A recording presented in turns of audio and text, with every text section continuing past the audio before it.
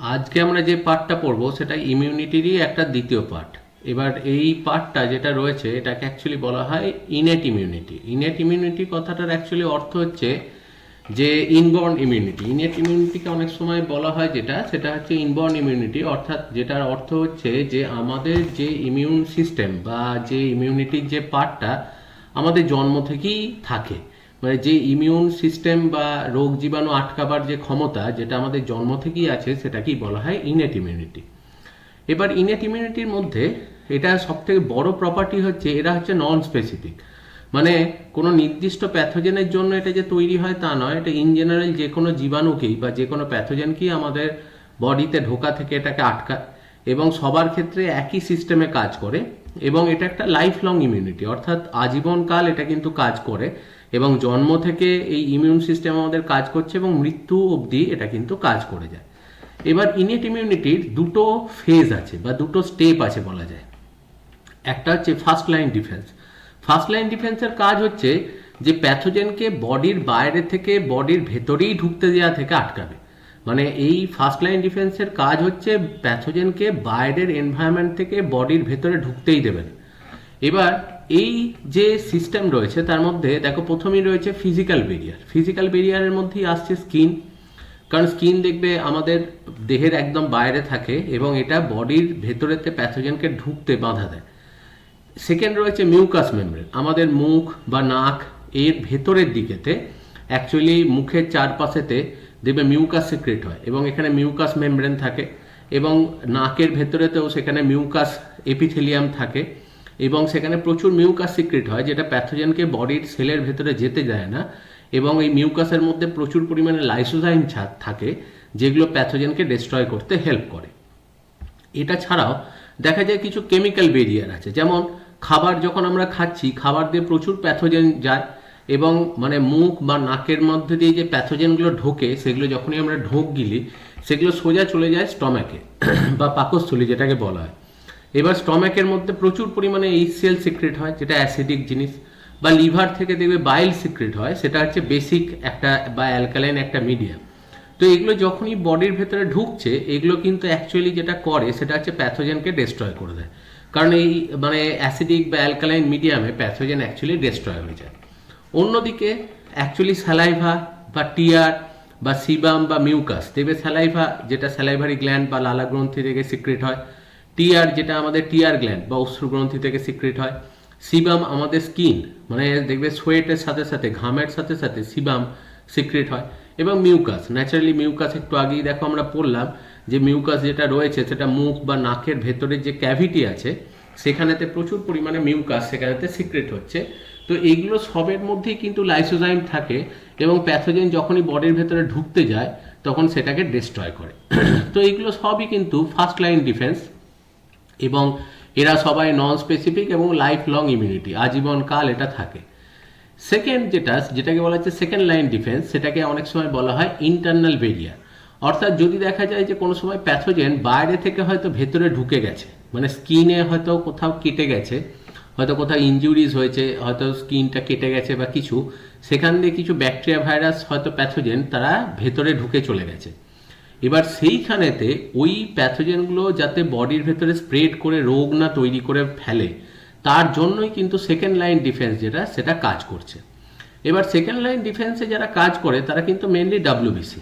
এবার ডাব্লিউবিসির মধ্যে দেখা যায় যে ইওসিনোফিল আর বেসোফিল বলে দুটো টাইপের সেল থাকে যারা হিস্টামিন সিক্রেট করে। হিস্টামিন আগেই বলেছি দেখবে যে হিস্টামিন অ্যাকচুয়ালি অ্যালার্ট করে অন্যান্য ডাব্লিউবিসি যারা ফ্যাগোসাইটোসিস পদ্ধতিতে প্যাথোজেনকে খেয়ে ফেলে তাদেরকে অ্যালার্ট করার জন্য হিস্টামিন একটা কেমিক্যাল যেটা অ্যাকচুয়ালি যখনই কোথাও প্যাথোজেন এসে ঢোকে সেখানকার সেলগুলো থেকে অ্যাকচুয়ালি হিস্টামিন সিক্রেট হয়। এবার সেটা মাস্ট সেল হতে পারে, ইওসিনোফিল সেল হতে পারে বা বেসোফিল সেল হতে পারে যারা হিস্টামিন সিক্রেট করে।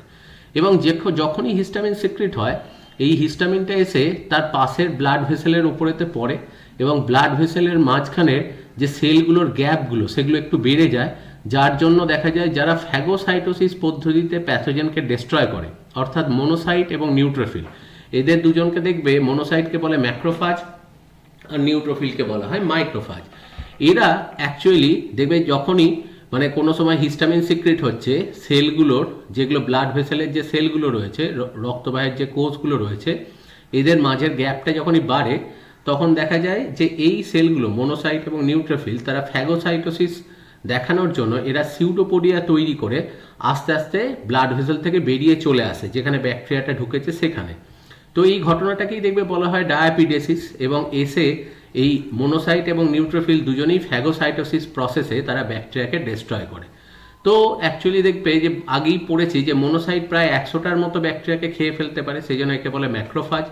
আর নিউট্রোফিলের আকার ছোট বলে সে 20টার মতো ব্যাকটেরিয়াকে ডিস্ট্রয় করে, সেই জন্য একে বলে সেটা হচ্ছে মাইক্রোফাজ। এটা ছাড়াও দেখা যায় যে বডির মধ্যেতে এক ধরনের ডাব্লিউসি হয় যেটাকে বলা হয় ন্যাচারাল কিলার সেল, বা অনেক সময় বলা হয় শুধু কিলার সেল বা নাল সেল, বা শর্টে অনেক সময় এটাকে বলছে দেখো এনকে সেলস।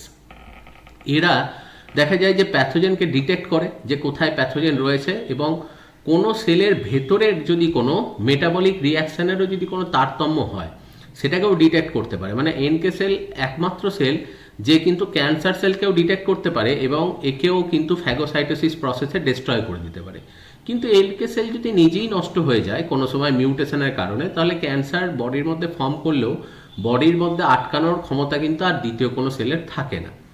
আর এটা ছাড়াও দেখা যায় যে ইন্টারফেরন বা কমপ্লিমেন্ট সিস্টেম বলে কিছু সিস্টেম অ্যাকচুয়ালি আমাদের দেহের ভেতর আছে। এগুলো হচ্ছে যে ইন্টারফেরন বা কমপ্লিমেন্ট সিস্টেম, এটা সম্পর্কে আমরা একটু পরেই পড়ছি।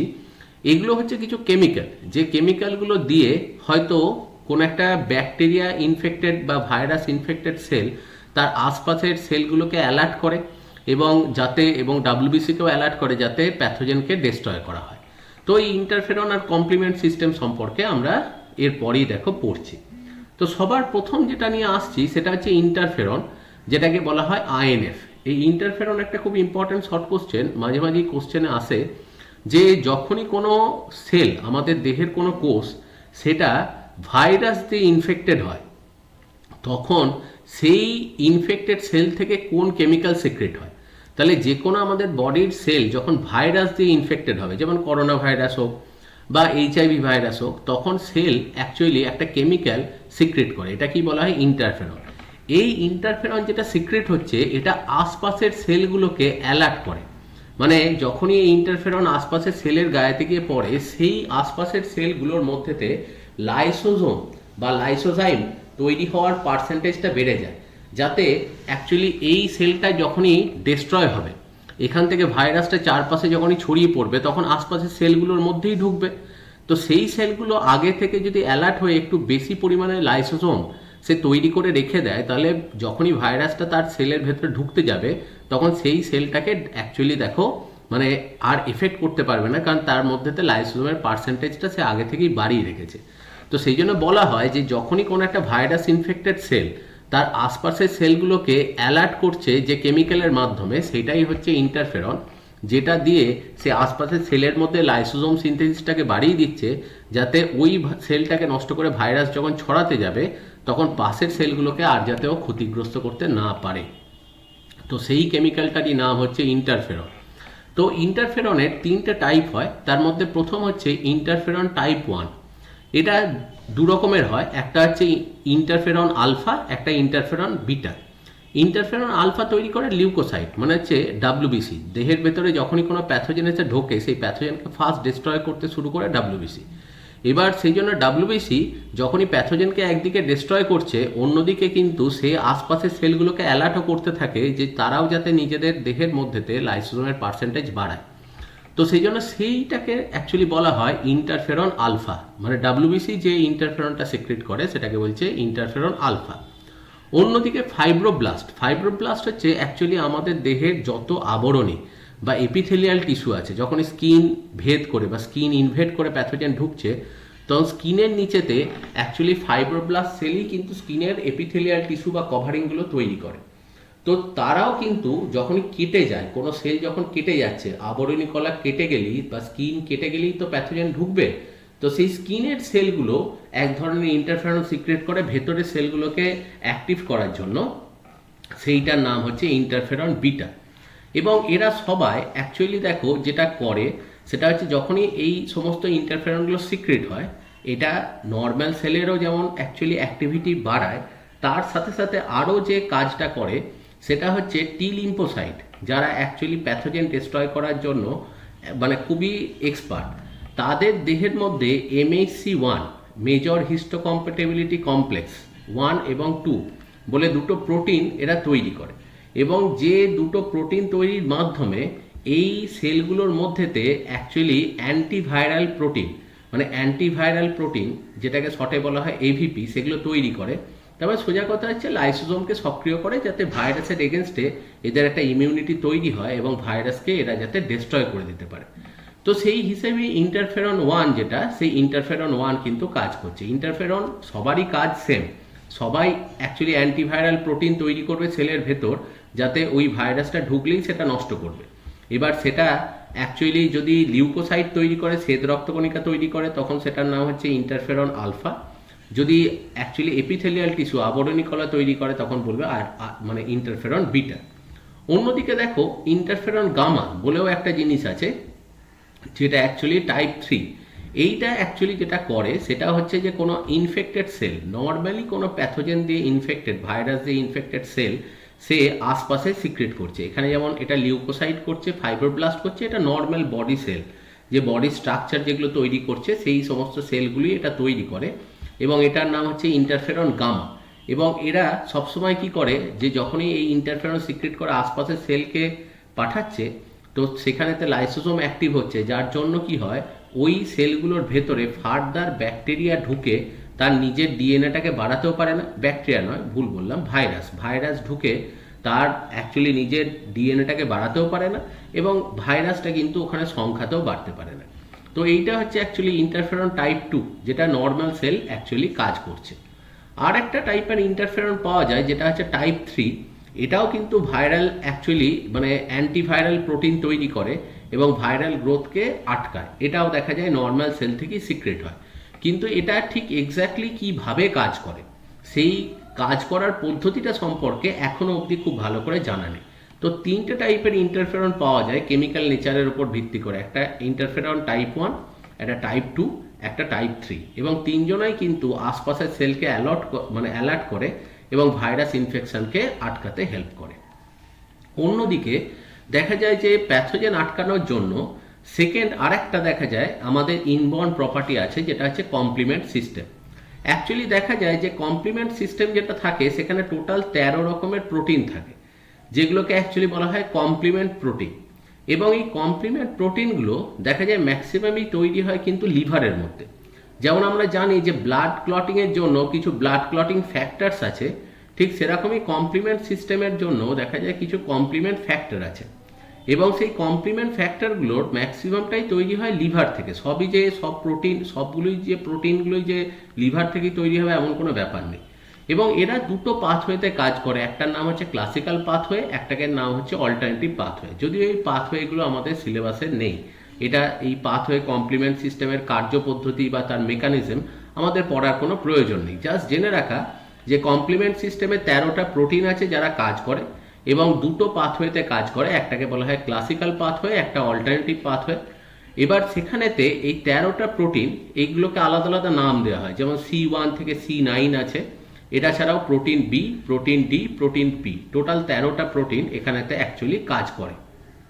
এবার এই প্রোটিনগুলো যেটা করছে সেগুলো হচ্ছে যে এরা যে কোনো যে ব্যাকটেরিয়াগুলো আমার দেহেতে ঢোকে সেই ব্যাকটেরিয়ার দেহেতে দেখা যায় এখানকার মধ্যে C9 বলে যে প্রোটিনটা থাকে, সেই C9 প্রোটিনটা অ্যাকচুয়ালি এই ব্যাকটেরিয়ার যে সেল ওয়াল, সেই সেল ওয়ালের চারপাশে পর পর পর পর এরকম রাউন্ড শেপ করে বসে যায় এবং সেল ওয়ালের ভেতরেতে একটা ছিদ্র তৈরি করে দেয়, একটা পোর তৈরি করে দেয়, পারফোরেশন তৈরি করে দেয়।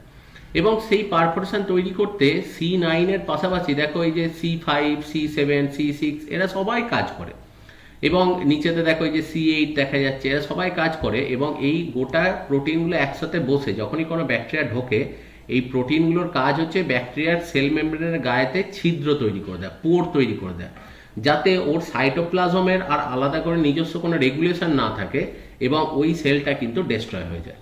তো এটাই হচ্ছে কমপ্লিমেন্ট সিস্টেম, যেখানেতে 13টা প্রোটিন পরপর ব্যাকটেরিয়ার সেল মেমব্রেনের মধ্যেতে বসে যায় এবং সেখানেতে গিয়ে এরকম সেল মেমব্রেনের গায়েতে বা সেল ওয়ালের গায়েতে ছিদ্র তৈরি করে দেয়।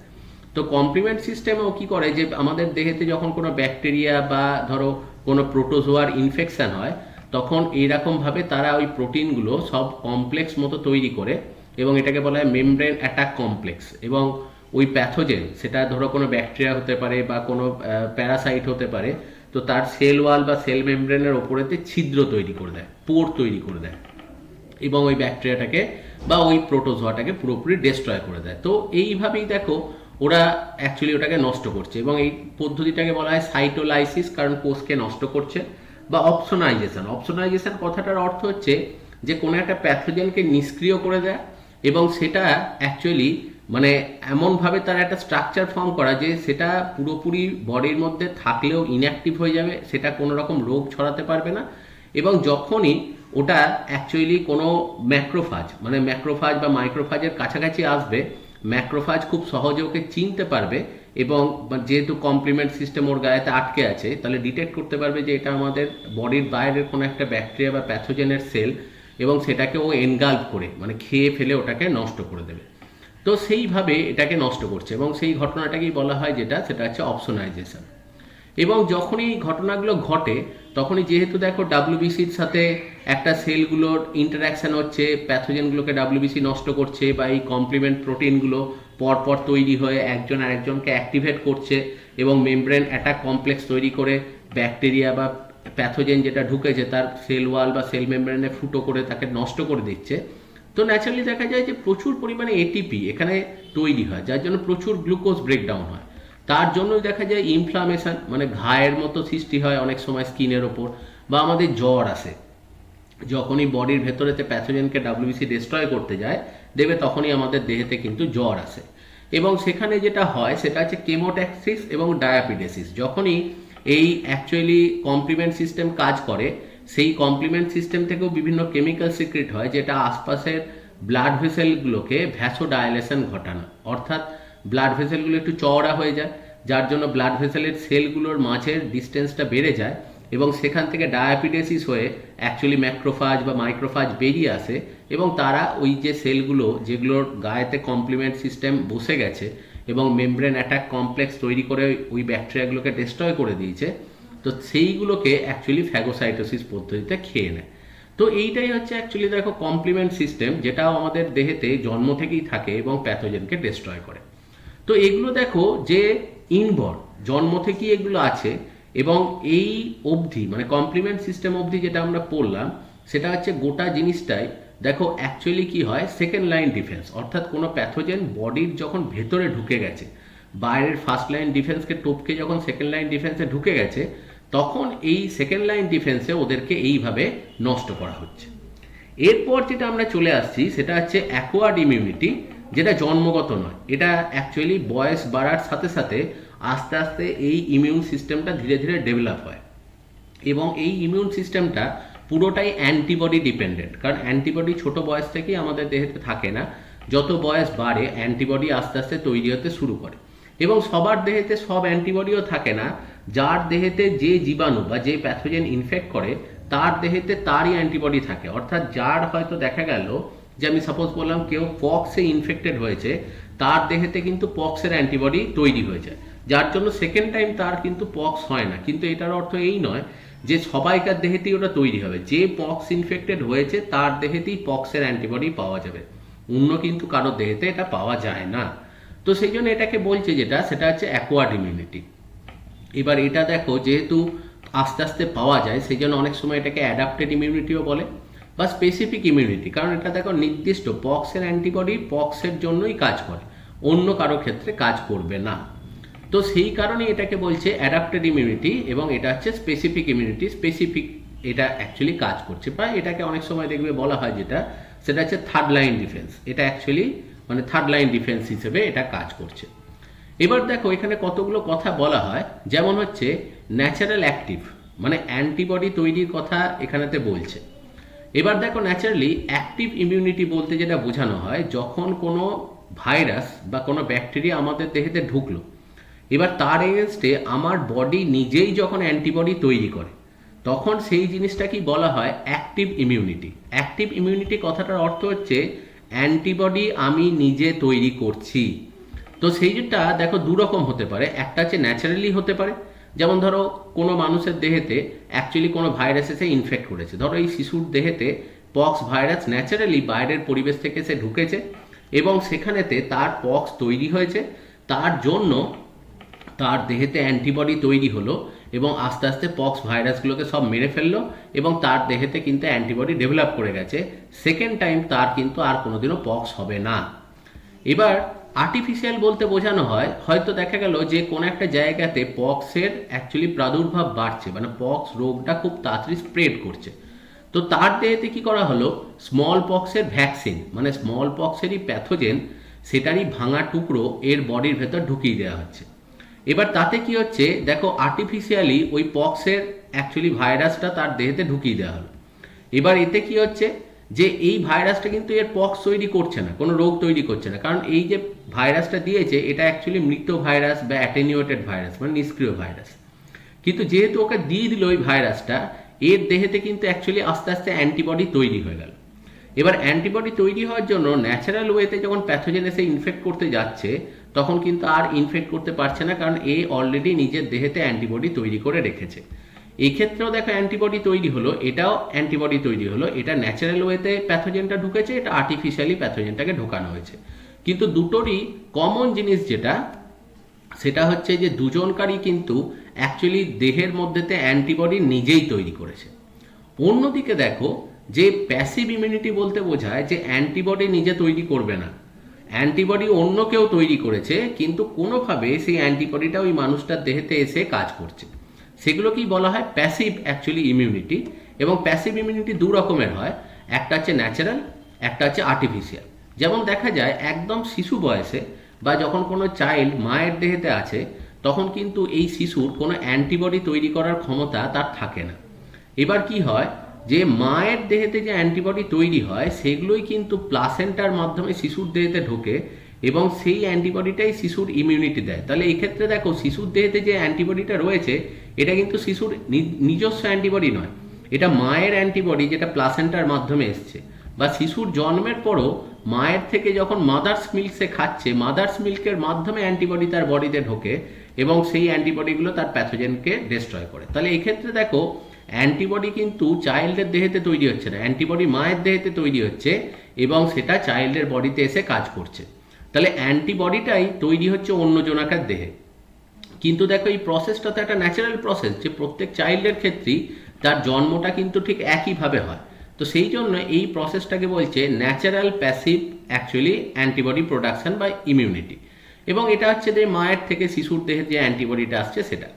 ঠিক সেরকম দেখো যে অনেক ক্ষেত্রে মানুষকে যখন সাপে কামড়ায় আমরা জানি তখন যেটা করা হয় ঘোড়ার দেহ থেকে, মানে ঘোড়ার দেহেতে সাপের বিষ কোনো কাজ করে না, সেই জন্য আগে থেকে ঘোড়ার দেহেতে আর্টিফিশিয়ালি সাপের বিষ ঢুকিয়ে তার অ্যান্টিবডি ঘোড়ার দেহেতে তৈরি করে রাখা হয় এবং সেইগুলোই অ্যান্টিভেনাম বলে। এবার যখনই কোনো মানুষকে সাপে কামড়ায় তাহলে সেক্ষেত্রে কি করা হয় ওই ঘোড়ার দেহ থেকে যে অ্যান্টিবডিগুলো তৈরি হয়েছিল সেইগুলোকে কালেক্ট করে রাখাই থাকে এবং সেইটাই ইনজেক্ট ফর্মে মানুষকে দিয়ে দেওয়া হয়। তো দেখা যায় যে ঘোড়ার দেহেতে তৈরি অ্যান্টিবডি অ্যাকচুয়ালি মানুষের দেহেতে পুশ করে মানুষের দেহেতে কাজ করানো হচ্ছে।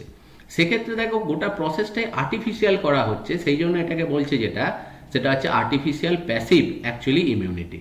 তো এক্ষেত্রে যেহেতু দেখো অ্যান্টিবডিটাকে আর্টিফিশিয়ালি দেওয়া হচ্ছে, কারণ সবার দেহেতে এটা নর্মাল প্রসেস নয়, যাকে সাপে কামড়াবে তাকেই এটা অ্যাপ্লাই করা হবে, তো সেই জন্য এটাকে বলছে আর্টিফিশিয়ালি প্যাসিভ ইমিউনিটি। তো এইটাই হচ্ছে দেখো 4 প্রকারের অ্যাকচুয়ালি ইমিউনিটি হয় যেগুলো অ্যান্টিবডি ডিপেন্ডেন্ট। সেটা অ্যাকোয়ার্ড ইমিউনিটি যেটা সেটা 4 রকমের হয়, এটা হচ্ছে তার ক্যাটেগরি। এই এক্সাম্পলগুলো কিন্তু খুব ইম্পর্টেন্ট, খুব ভালো করে প্রত্যেকটা ক্যাটেগরির এক্সাম্পল সহ মনে রাখতে হবে। এবার দেখবে বলা হয় যে আমাদের ইমিউনিটি যেটা হয় ইমিউনিটি 2 রকমের হয়, একটাকে বলা হয় হিউমোরাল ইমিউনিটি রস নির্ভর অনাক্রমতা, আর একটাকে দেখবে বলা হয় সেল মিডিয়েটেড ইমিউনিটি কোষ নির্ভর অনাক্রমতা। হিউমোরাল ইমিউনিটি রস নির্ভর অনাক্রমতাটা এটা গোটাটাই অ্যান্টিবডি মিডিয়েটেড ইমিউনিটি, মানে এটা গোটাটাই অ্যান্টিবডি দিয়ে এটা হয়। হিউমার কথার অর্থ হচ্ছে বডি ফ্লুইড, মানে যেহেতু অ্যান্টিবডি তৈরি হওয়ার পর সেটা অ্যাকচুয়ালি হয় ব্লাডের প্লাজমার মধ্যে থাকে বা টিস্যু ফ্লুইড কলারসের মধ্যে থাকে, যেহেতু বডি ফ্লুইডসের মধ্যে এটা ঘুরে বেড়ায় অ্যান্টিবডি, সেই জন্যই এটাকে বলে সেটা হচ্ছে হিউমোরাল ইমিউনিটি। এর ব্যাপারটা কি সেটা হচ্ছে যখনই কোনো সময় দেখা যায় যে অ্যাকচুয়ালি আমাদের দেহেতে কোনো প্যাথোজেন এসে ঢোকে, ধরো কোনো একটা মানুষের দেহেতে পক্স ভাইরাস এসে ঢুকেছে, তো তখনই তার দেহেতে শুরু হয় প্রাইমারি ইমিউন রেসপন্স। আমাদের দেহের মধ্যে বি সেল বলে এক ধরনের সেল থাকে যারা অ্যাকচুয়ালি অ্যান্টিবডি তৈরি করে। তো যখনই কোনো প্যাথোজেন এসে আমাদের বডিতে ঢোকে, আমাদের বডির বিভিন্ন লিম্ফ নোড এবং লিম্ফ গ্ল্যান্ডে সেখানে দেখা যায় যে বি লিম্ফোসাইট এরা বসে থাকে। যখনই অ্যাকচুয়ালি অ্যান্টিবডি কোনো একটা প্যাথোজেন এসে ঢুকলো, তখন এই বি সেল অ্যাকচুয়ালি অ্যাক্টিভেটেড হয়, এবং অ্যাক্টিভেটেড বি সেল কি বলা হয়, প্লাজমা সেল।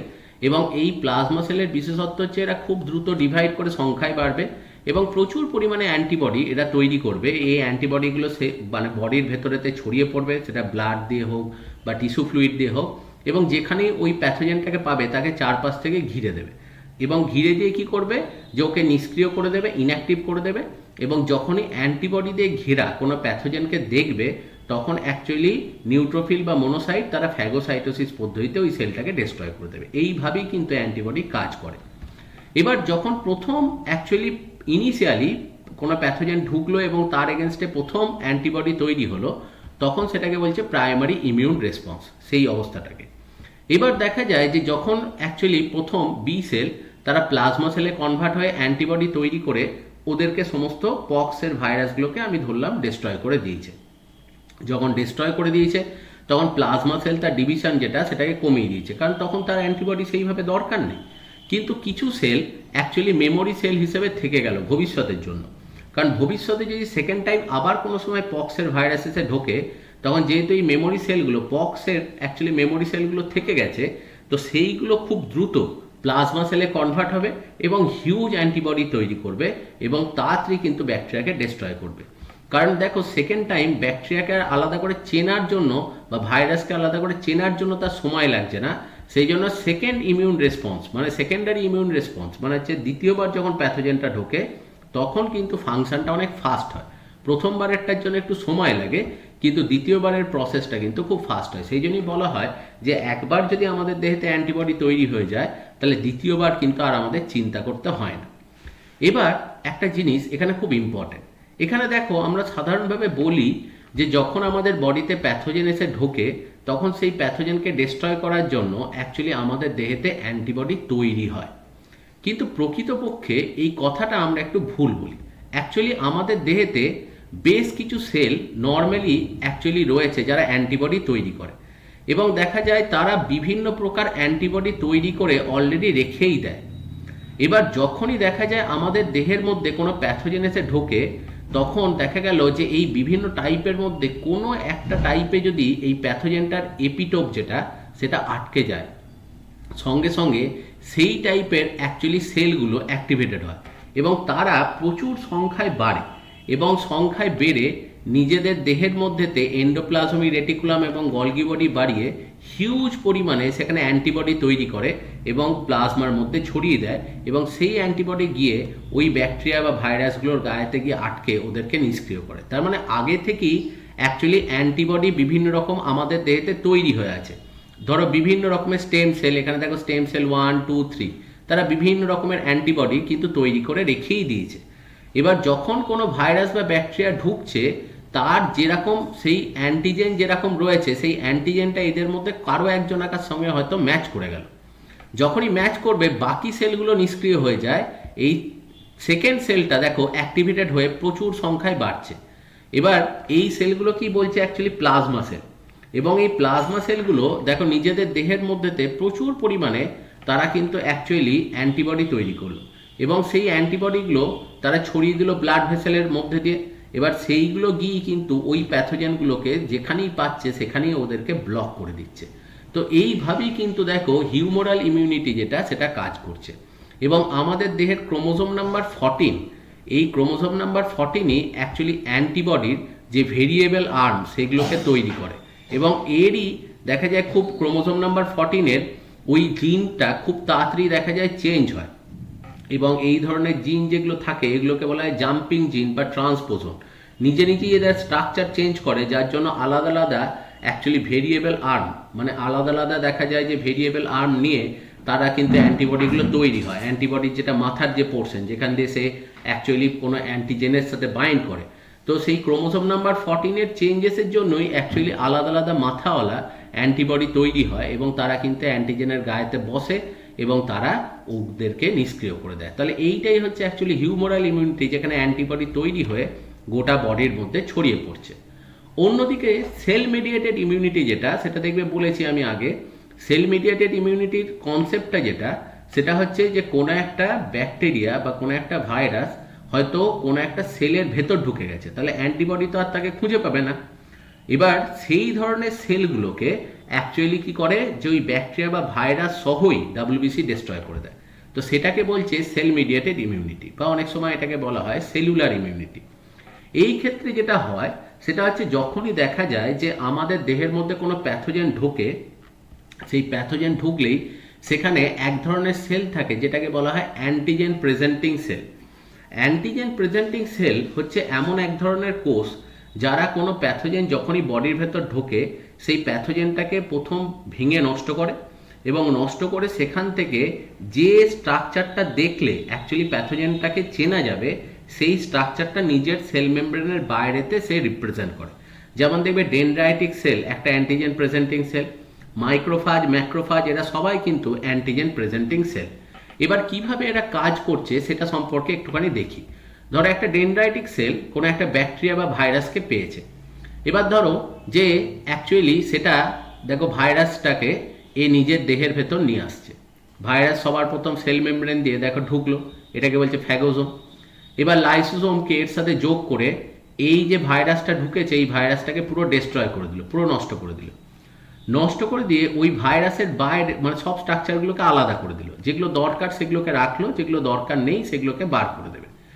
এবার অন্যদিকে দেখো সে নিজের বডির ভেতরেতে প্রথম এন্ডোপ্লাজমিক রেটিকুলাম এবং গলগি বস্তুর মধ্যেতে এক ধরনের প্রোটিন তৈরি করেছে যেটা দিয়ে সে ওই ভাইরাল প্রোটিনটাকে বাইরে দেখাবে। এইটাকেই বলা হয় MHC, মেজর হিস্টোকম্প্যাটিবিলিটি কমপ্লেক্স। এটা দেখো ওই ফ্যাগোসোমের সাথে যুক্ত হলো এবং অ্যান্টিজেনের যে অংশটা দেখলে অ্যান্টিজেনকে চেনা যাবে দেখো ওইটার সাথে অ্যাটাচ হলো, দিয়ে আস্তে আস্তে এই স্ট্রাকচার যেটা রয়েছে এইটাই হচ্ছে MHC ক্লাস 2 বলে এটাকে। তো MHCর এই যে প্রোটিনটা রয়েছে এটা দিয়ে দেখো নিজের সেলের বাইরেতে ওটাকে দেখাচ্ছে, যাতে অন্য ম্যাক্রোফাজ বা মাইক্রোফাজ এসে খুব সহজে চিনতে পারে যে ভাইরাসের গায়েতে এক্স্যাক্টলি কোন স্ট্রাকচারটা আছে, অর্থাৎ যেটাকে দেখলে অ্যাকচুয়ালি তাড়াতাড়ি চেনা যাবে এবং সেটাকে সঙ্গে সঙ্গে ধ্বংস করে দেওয়া যাবে।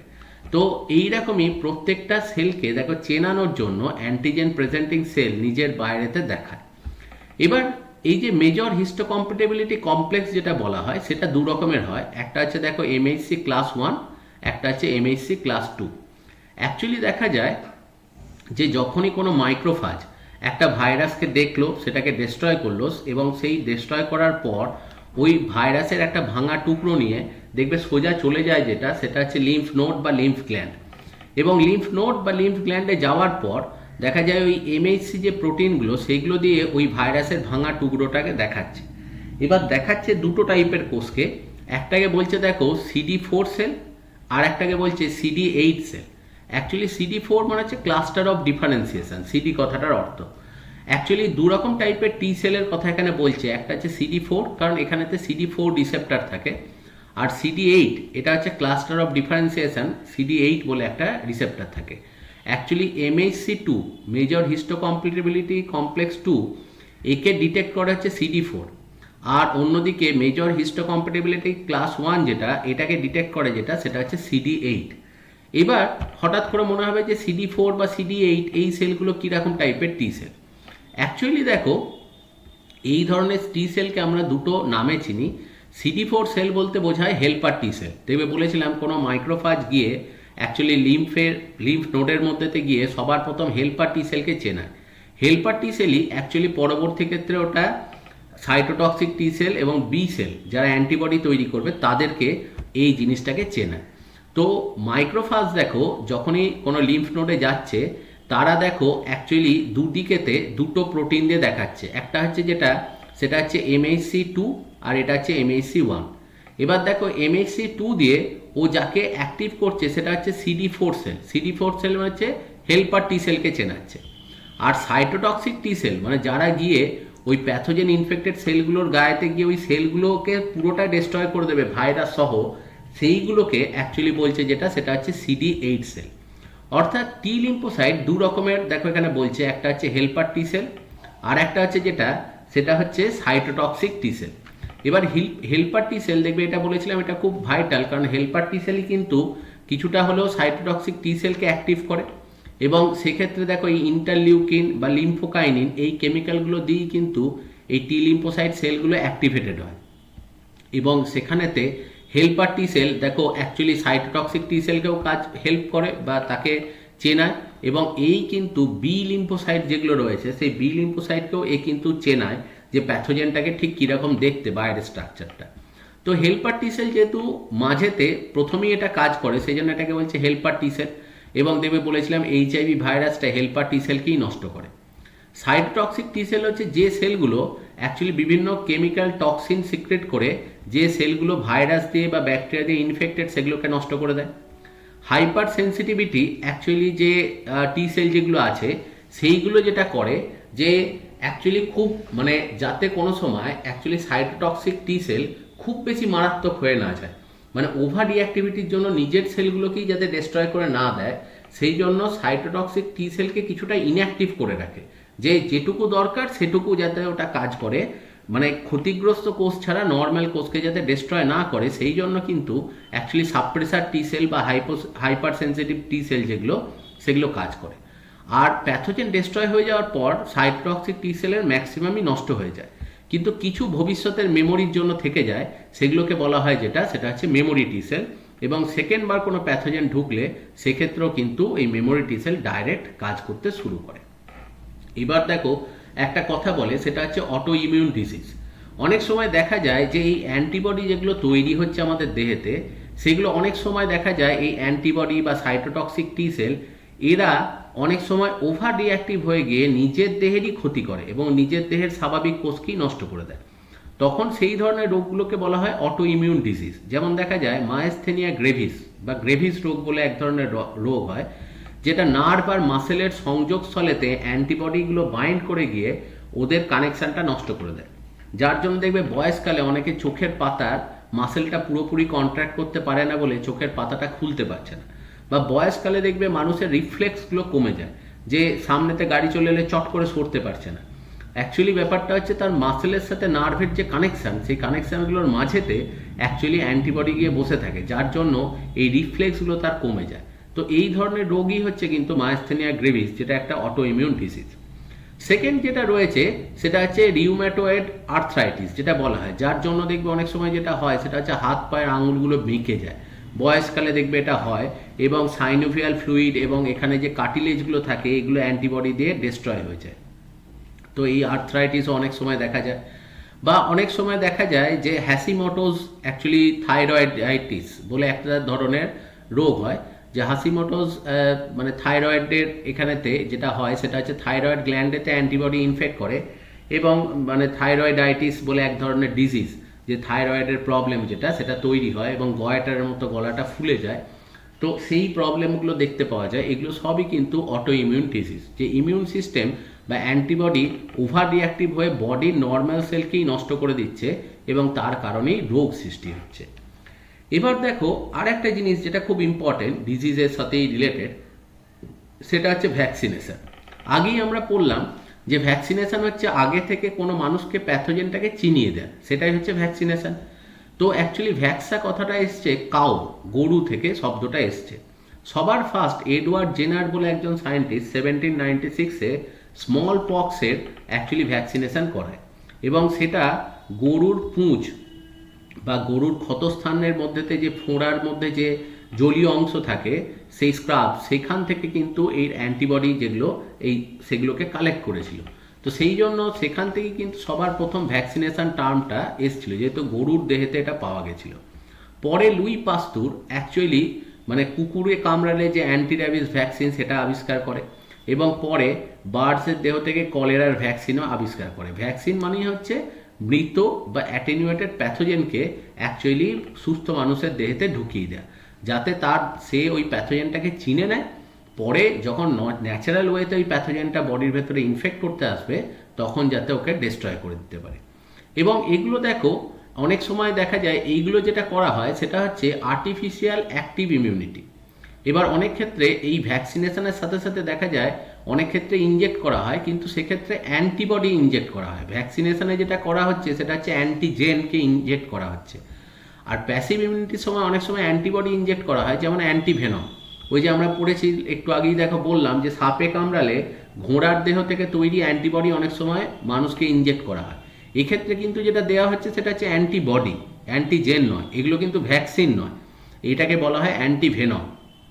ঠিক সেরকমই দেখা যায় যে কারোর যদি পা কোনো জং ধরা জিনিসে কেটে যায় তখন সেক্ষেত্রে দেখো অ্যান্টি টিটেনাস সিরাম দেওয়া হয়। অ্যান্টি সিরাম জিনিসটা কি?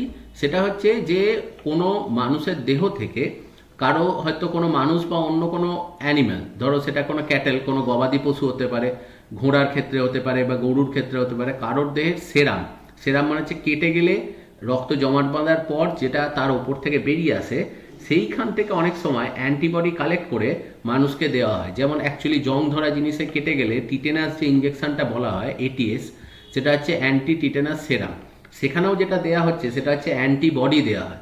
তাহলে এইগুলো কিন্তু কখনোই ভ্যাকসিনের আন্ডারে আসবে না, এগুলো কিন্তু ভ্যাকসিন নয়। ভ্যাকসিন হচ্ছে যেটা দেওয়া হবে সেটা হচ্ছে অ্যান্টিজেন দেওয়া হবে, ঠিক আছে, যে প্যাথোজেনটাকে দেওয়া হবে। আর এগুলো যেটা দেওয়া হচ্ছে সেটা হচ্ছে অ্যান্টিবডি অ্যাপ্লাই করা হচ্ছে অ্যান্টিভেনম বা অ্যান্টিসেরামে। তাহলে এইগুলো কিন্তু কখনোই ভ্যাকসিন নয়। সুতরাং ভ্যাকসিনের সাথে অ্যান্টিভেনম বা অ্যান্টিসেরাম এই আইডিয়াটা কিন্তু একটু ক্লিয়ার রাখবে। তো দেখো অ্যাকচুয়ালি ভ্যাকসিনেশনে যেটা করা হয় সেটা হচ্ছে প্যাথোজেনকে ঢোকানো হয়, তার জন্য বডির ভেতর অ্যান্টিবডি তৈরি হয়। এবার অনেক সময় দেখা যায় যে ইঞ্জেকশনের কিছুদিন বাদে সেকেন্ড আবার আরেকবার ভ্যাকসিনেশন করা হয়। সেকেন্ড ভ্যাকসিনেশনটাকে বলা হয় বুস্টার ডোজ। বুস্টার ডোজ যেটা করে সেটা হচ্ছে অ্যান্টিবডি প্রোডাকশন রেটটাকে বাড়িয়ে দেওয়া হয়। তো সেইটা হচ্ছে বুস্টার ডোজ। সেই জন্য দেখবে অনেক সময় ভ্যাকসিনেশনের পরে প্যারালে, যেমন করোনার ক্ষেত্রে ফার্স্ট ডোজ নেওয়ার পর সেকেন্ড ডোজ নেওয়া হচ্ছে, সেকেন্ড ডোজটা হচ্ছে অ্যাকচুয়ালি বুস্টার ডোজ। বা দেখবে এখন আবার কিছু করা হচ্ছে থার্ড ডোজ দেওয়া হচ্ছে, তাহলে সেটা হচ্ছে অ্যাকচুয়ালি কি, যে ওটা পরবর্তী ডোজ। মানে এগুলো সবই বুস্টার ডোজ, যাতে অ্যান্টিবডি প্রোডাকশন রেটটা অ্যাকচুয়ালি বাড়ানো সম্ভব হয়। তো এই হচ্ছে অ্যাকচুয়ালি দেখো ভ্যাকসিনেশন। এবার বিভিন্ন ধরনের ভ্যাকসিনেশন করা হয়। কোথাও হয়তো দেখা গেল যেমন ডিপথেরিয়ার ক্ষেত্রে, ডিপথেরিয়ায় যে দেখো জিভ এবং গলা সবই দেখো ইনফেক্টেড হয়ে যায়, প্রচণ্ড কাশি হয়, সেক্ষেত্রে টক্সয়েড মানে এখানে গোটা ভাইরাসটা দেওয়া হচ্ছে না বা গোটা ব্যাকটেরিয়া বা গোটা প্যাথোজেনটাকে দেওয়া হচ্ছে না, সেক্ষেত্রে তার কোনো একটা কেমিক্যাল সেটা হয়তো অ্যাকচুয়ালি ভ্যাকসিন হিসেবে ইউজ করা হচ্ছে। কোথাও অ্যাটেনুয়েটেড ভাইরাস সেখানে দেওয়া হচ্ছে, মানে প্যাথোজেনটা সেটা ব্যাকটেরিয়া বা ভাইরাসটাকে নিষ্ক্রিয় করে দেওয়া হচ্ছে, সেটা হিট কিল তাপ দিয়ে হোক বা কিছু দিয়ে, যে সেইটাকে দেওয়া হচ্ছে মানুষের দেহেতে। যেমন ওরাল পোলিও ভ্যাকসিনের ক্ষেত্রে অ্যাটেনুয়েটেড অ্যাকচুয়ালি ভাইরাস দেওয়া হয়।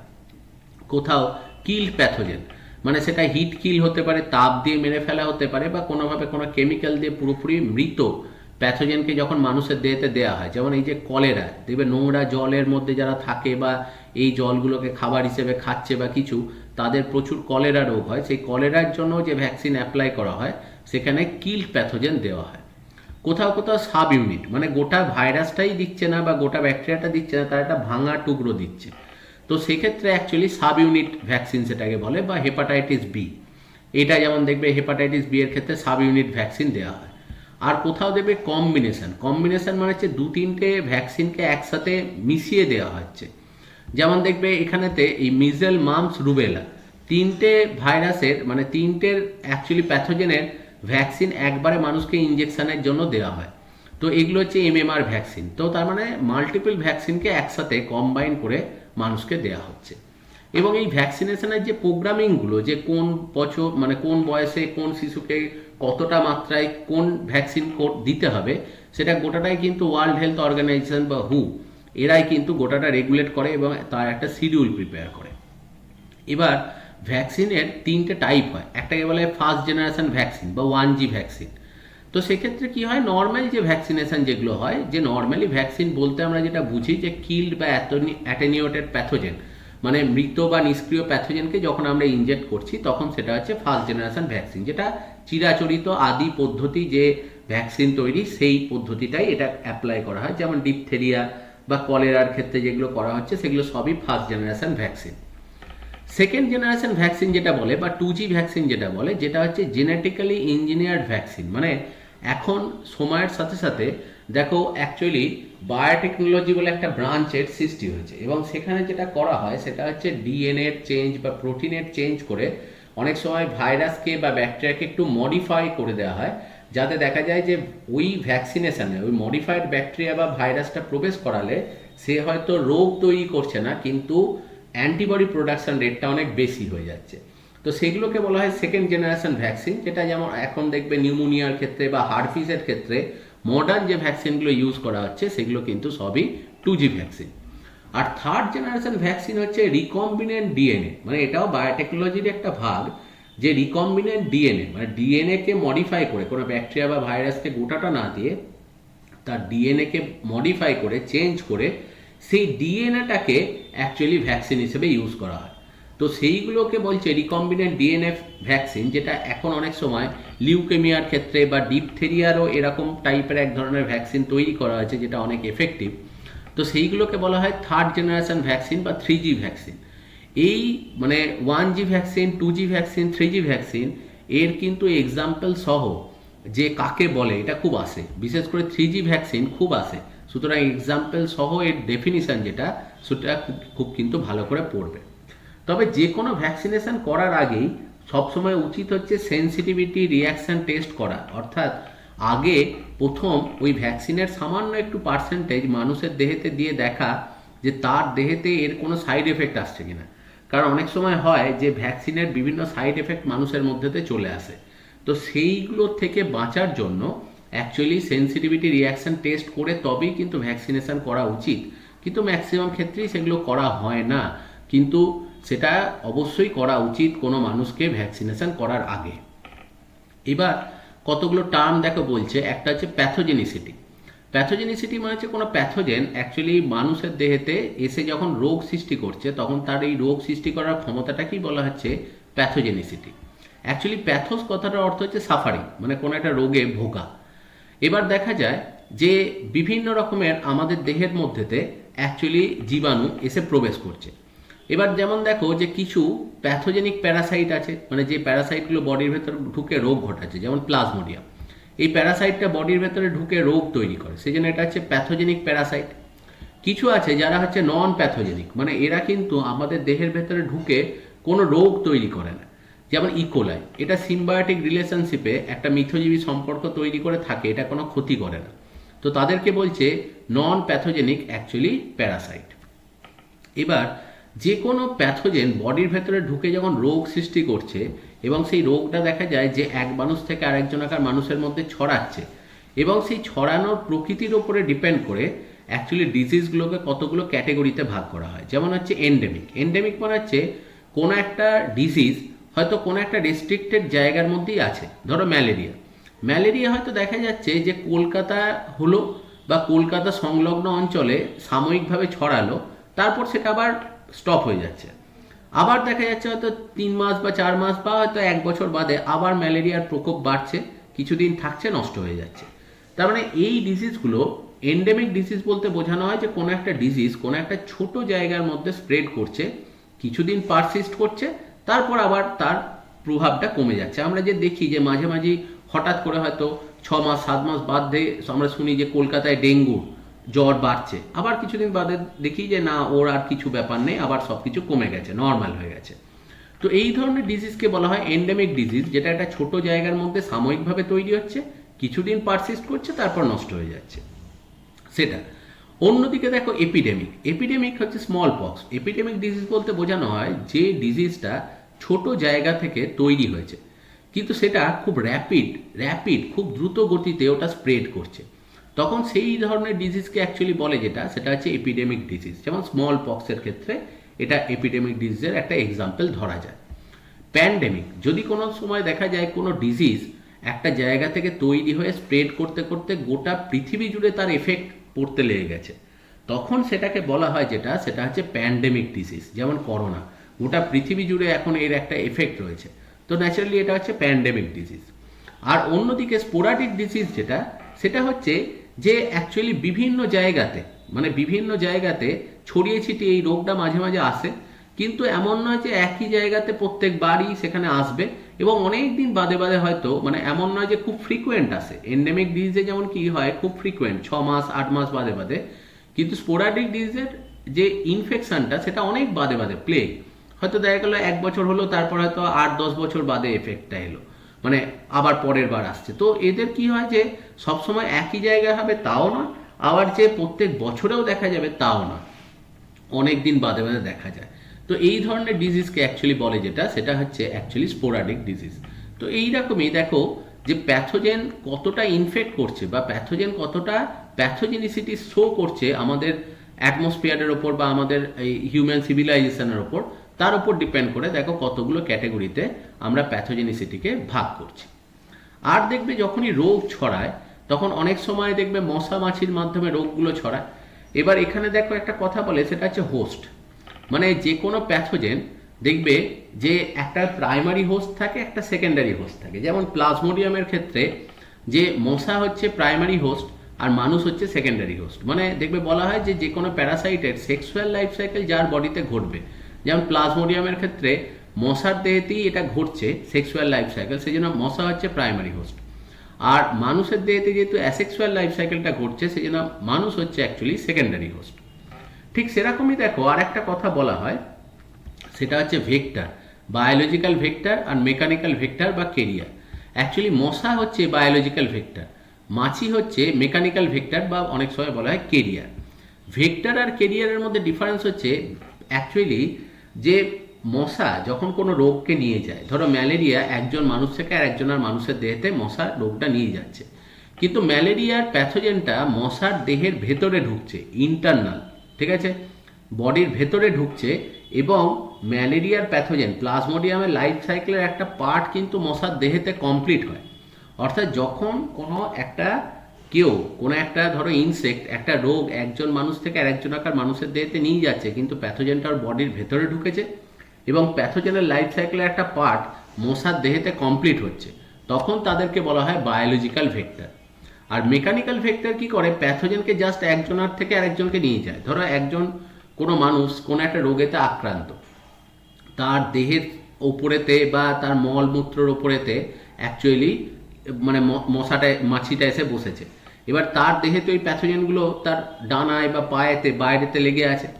ওই অবস্থায় সে উড়ে গিয়ে যদি কোনো খাবারের ওপরে গিয়ে বসে এবং সেই খাবারটা যদি অন্য কোনো মানুষ খায়, তাহলে সেই জীবাণুটা দেখো তার দেহেতে কিন্তু ঢুকে যাচ্ছে। এক্ষেত্রে দেখো ও যে প্যাথোজেনটা ক্যারি করছে সেটা কিন্তু বডির বাইরে দিয়ে, আর প্যাথোজেনের লাইফ সাইকেলে কোনো পার্টই কিন্তু ওর ভেতর হচ্ছে না। তো এই ধরনের যখন ক্যারি হয় যখন ইনসেক্টের মাধ্যমে, তখন তাদেরকে বলা হয় মেকানিক্যাল ভেক্টর বা এদেরকে বলছে কেরিয়ার। তাহলে এই হচ্ছে বায়োলজিক্যাল ভেক্টর আর মেকানিক্যাল ভেক্টর যেটা রয়েছে তাদের মধ্যে একটা ডিফারেন্স।